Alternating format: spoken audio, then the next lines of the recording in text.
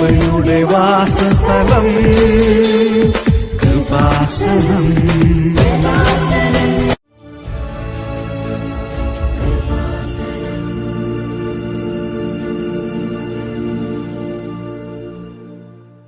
എൻ്റെ പേര് ഷീജ.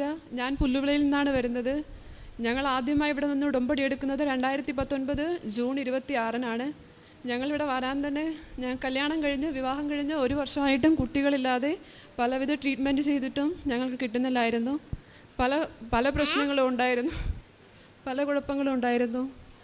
അങ്ങനെ ഞങ്ങളുടെ പല ട്രീറ്റ്മെൻറ്റ് ചെയ്ത് IUI IVF ഒക്കെ ചെയ്തിട്ട് ഫെയിലായതാണ് ഞങ്ങൾക്ക്. ഈ കാര്യം ഞങ്ങളുടെ വീട്ടിലുള്ള ആർക്കും അറിയത്തില്ല.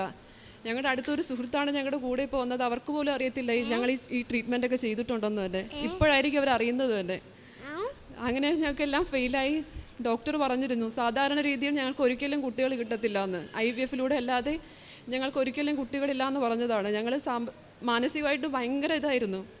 എന്ത് ചെയ്യണം, ഞങ്ങൾക്കിനി കുട്ടികളില്ല എന്ന ഒരു ഇതിൽ തന്നെ ഞങ്ങളങ്ങനെ ജീവിച്ചിരുന്നു. അങ്ങനെ അടുത്തുള്ളൊരു ചേച്ചിയാണ് കൃപാസനത്തെക്കുറിച്ച് വന്ന് പറയുകയും ഇവിടുത്തെ കാര്യങ്ങളെല്ലാം ഞങ്ങൾക്ക് പറഞ്ഞ് മനസ്സിലാക്കി തരികയും അങ്ങനെ ഞങ്ങൾ 2019 ജൂൺ 26-നാണ് ഇവിടെ വന്ന് ആദ്യമായി ഉടമ്പടി എടുക്കുന്നത്. അങ്ങനെ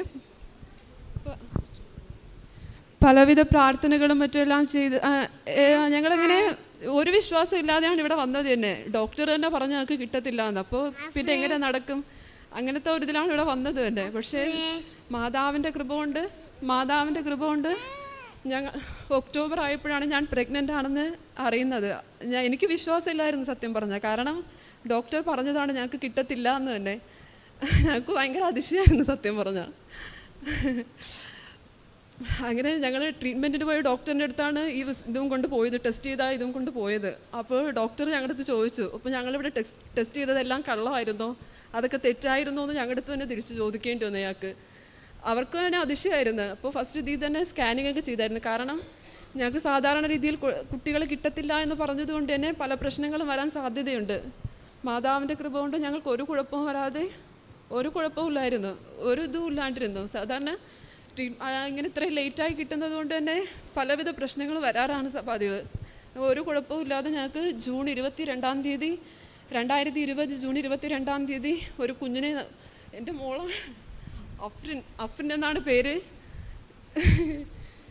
എനിക്കിവിടെ വന്ന് സാക്ഷി പറയുന്നത് ഇത് എന്നെ വിശ്വസിക്കാൻ പറ്റുന്നില്ല. ഞാനിന്നിവിടെ വരുമെന്ന് തന്നെ എനിക്കറിയത്തില്ല. ഞങ്ങളുടെ ഒരു ഫ്രണ്ടാണ് ഇന്ന് ഞങ്ങളിവിടെ കൊണ്ടുവന്നത്. അവരുടെ അടുത്താണ് എനിക്ക് താങ്ക് യു പറയേണ്ടത് സത്യം പറഞ്ഞാൽ. ഞാനിവിടെ വരുമ്പോൾ വിചാരിച്ചില്ല ഇവിടെ വന്ന് കയറി നിൽക്കുമെന്ന് തന്നെ അറിയത്തില്ല. എനിക്കറിയത്തില്ല. ഇങ്ങനെ ആദ്യമായിട്ടാണ് ഞാൻ ഇത്രയും ആൾക്കാരുടെ മുമ്പിൽ സംസാരിക്കുന്നത്. ഞങ്ങൾക്ക് പലവിധ അനുഗ്രഹങ്ങളും ഉണ്ടായിട്ടുണ്ട്.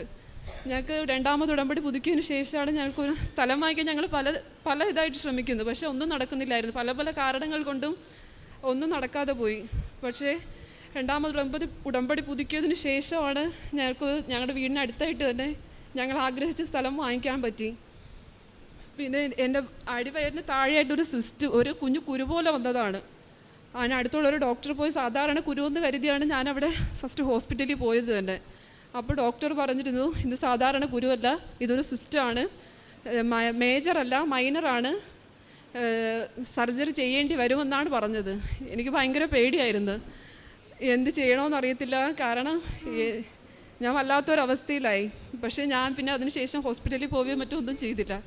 ഉടമ്പടി തൈലം പുരട്ടുകയും തേന് കഴിക്കുകയും ഉപ്പ് ആഹാരത്തിലിട്ട് കഴിക്കുകയും ചെയ്തതോടെ അത് താനേ അത് പോയി. ഒരു കുഴപ്പമില്ല. എനിക്ക് ഒരു ബുദ്ധിമുട്ട് ദൈവം സഹായിച്ച ഒരു ബുദ്ധിമുട്ടുമില്ല.